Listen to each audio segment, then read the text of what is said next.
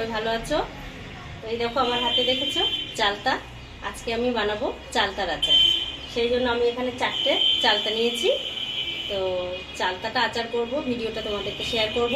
আমি এখন চালতাগুলো কেটে নেব, ভালো করে কেটে ধুয়ে তারপর থেতো করব। তারপর একে একে সব কাজ আছে, সেগুলো ভিডিওতে তোমরা নিশ্চয়ই দেখতেই পারবে। তো চলো আমি শুরু করি। চালতাগুলো আমি কেটে ধুয়ে রেখেছি।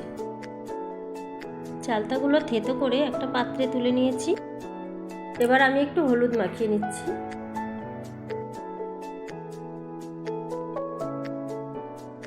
এবার আমি চালতাগুলো কয়েক ঘন্টার জন্য রোদ্রে দিয়ে নিলাম। চালতাগুলো 3-4 ঘন্টা রোদ্রে ছিল, এবার আমি তুলে নিচ্ছি। আচারের মশলার জন্য নিয়েছি ধনে আর মৌরি, কয়েকটা শুকনো লঙ্কা নিয়েছি, সাদা জিরে নিয়েছি আর একটু গরম মশলা নিয়েছি। এগুলোকে হালকা ভেজে গুঁড়ো করে নেব। আচার বানানোর জন্য এখানে আমি গুড় নিয়েছি 1.5 কেজি মতো। গুড়গুলো ভেঙে টুকরো করে নিয়েছি। গুড়টা দেওয়ার পর কড়াইতে যাতে লেগে না যায় সেজন্য খুব অল্প পরিমাণে একটু জল আমি কড়াইতে দিয়ে দিলাম আগেই। জলটা গরম হয়ে গেলে আমি টুকরো করে রাখা গুড়গুলো দিয়ে দিচ্ছি। গুড়টা ভালোভাবে গলিয়ে নেব। গুড়টা গলে গেছে ঠিকঠাক। এবার আমি চালতাগুলো দিয়ে দিচ্ছি গুড়ের মধ্যে।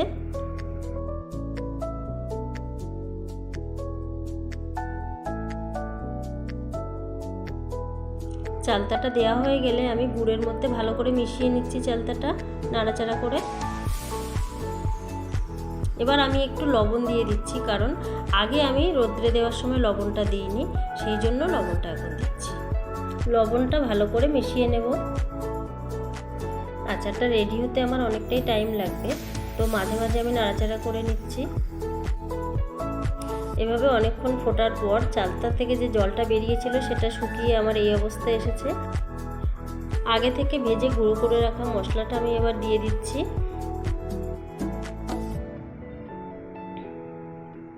এবার আমি খুব ভালো করে মশলাটা মিশিয়ে নেব।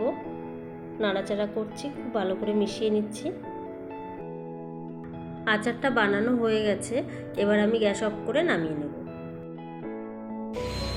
দেখো বন্ধুরা, চালতার আচার আমার রেডি হয়ে গেছে। তো তোমরা ভিডিওটা দেখে জানিও তোমাদের কেমন লাগলো।